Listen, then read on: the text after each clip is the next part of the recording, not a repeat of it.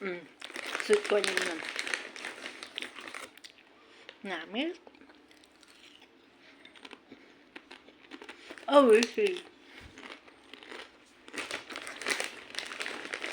Gusto mo, ha? Bakal to. Kamot sweet corn ang hamot. Kaya, taste na tawon ta, ha? Guys. Sa kainitan na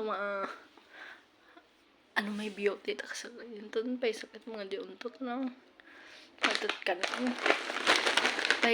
This is my first time eating Umishimiga's sweet corn flavor. Tramot ako ng sweet corn di man dyan. Let's go guys, let's eat na. A few moments later.